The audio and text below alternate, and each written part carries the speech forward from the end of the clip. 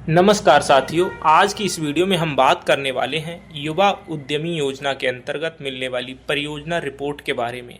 अगर आपने इस योजना के पोर्टल से कोई प्रोजेक्ट रिपोर्ट डाउनलोड की है तो मैं आज उसे सरल और आसान भाषा में आपको समझाऊंगा कि उसमें क्या लिखा है, इसका क्या मतलब है और ये आपके बिजनेस को शुरू करने में कैसे मददगार साबित हो सकती है। तो अगर आप भी इस योजना का लाभ उठाना चाहते हैं या किसी रिपोर्ट को समझने में परेशानी हो रही है तो ये वीडियो आपके लिए है। चलिए वीडियो को शुरू करते हैं। जैसा कि स्क्रीन पे देख रहे हैं, ये है एक प्रोजेक्ट रिपोर्ट जो कि मैंने इसी पोर्टल से डाउनलोड की है। तो नेम ऑफ प्रोजेक्ट में लिखा है ये गंगवार पत्तल उद्योग के नाम से है।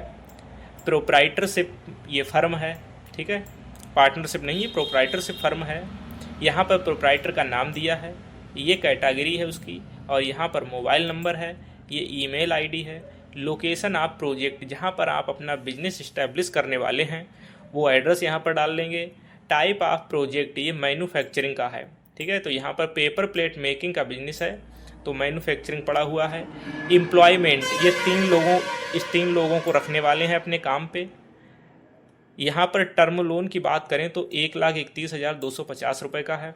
और अगर वर्किंग कैपिटल की बात करें, जो लोन आपके लिए अपने बिजनेस को शुरू करने के लिए चाहिए, रॉ मटेरियल वगैरह खरीदने के लिए, तो वो 2,49,375 रुपये का है। चलिए आगे बढ़ते हैं। जैसा कि आप यहाँ देख रहे हैं, कॉस्ट ऑफ प्रोजेक्ट, हमें चाहिए अपने प्रोजेक्ट को लगाने के लिए कुछ मशीनरी और कुछ इक्विपमेंट टूल्स। तो हमारी जो मशीनरी और जो टूल्स आएंगे वो आएंगे 1,50,000 रुपये के, ठीक है। उसमें मार्जिन मनी 12.5% की हमें अपने पास से लगानी होगी, जो कि बनती है 1.5 लाख रुपए की 18,750 रुपये। अब 18,750 हम खुद लगाएंगे और बचा हुआ 1,31,250 ये हमारा फाइनेंस होगा, ठीक है। फर्नीचर और एसेट्स हमें चाहिए नहीं तो ये कॉलम खाली पड़ा है। अदर एसेट्स भी हमें कुछ नहीं चाहिए तो ये भी खाली ब्लैंक है। उसके बाद वर्किंग कैपिटल की हमें रिक्वायरमेंट है, यानी कि हम अपना काम शुरू करेंगे तो उसके लिए हमें रॉ मटेरियल चाहिए, तो वो हमारा आएगा 2,85,000 रुपये का, जिसमें 12.5% हम खुद से लगाएंगे जो कि होता है 35,625, और उसमें जो फाइनेंस होगा वो होगा 2,49,375 रुपये का। टोटल की अगर बात करें तो यहाँ पर ये मशीनरी और वर्किंग कैपिटल का टोटल बनता है 4,35,000। मार्जिन मनी जो हम लगाएंगे अपने पास से वो बनती है 54,375, और जो फाइनेंस यानी लोन बैंक देगी वो बनता है 3,80,625 रुपये। अब बात करते हैं जो फाइनेंस होगा उसमें क्या है, तो ये कैपिटल लोन जो है, ये कैपिटल इंटरनल एक्यूरल जो है, ये हमें अपने पास से लगाना होगा। 54,375 रुपये हमारे पास होना चाहिए। 1,31,000 मशीनरी, यानी कि ये सप्लायर के अकाउंट में कोटेशन सबमिट करते चला जाएगा तो इसमें से हमारा भी जाएगा।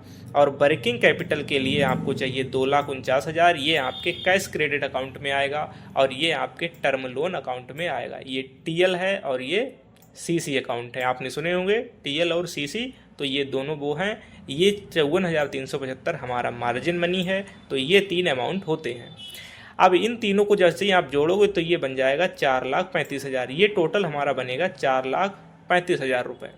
इसी के रकम के ऊपर आपको जो सरकार है वो 10% की सब्सिडी देती है।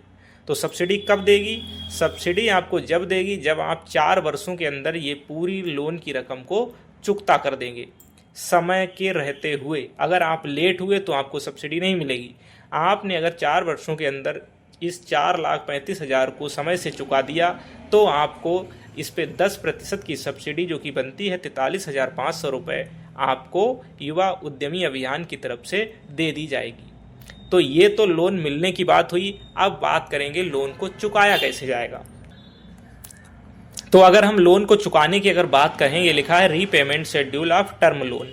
टर्म लोन को अगर हम चुकाने की बात करें तो हमारे पास है 1,31,250 रुपये, जिसके ऊपर इंटरेस्ट निल है। देखिए यहाँ पर कोई भी ब्याज नहीं लगेगा और आप ये नहीं कह सकते कि ये खुद से है, ये पोर्टल से डाउनलोड की हुई है, इस पर निल लिखा है। बहुत सारे लोग कहते हैं कि इस पर ब्याज लग रहा है, 10% लग रहा है, तो निल है, ब्याज नहीं लगेगा। अगर बैंक वाले लगा रहे हैं तो वो आपको थोड़ा सा बेवकूफ़ बना रहे हैं।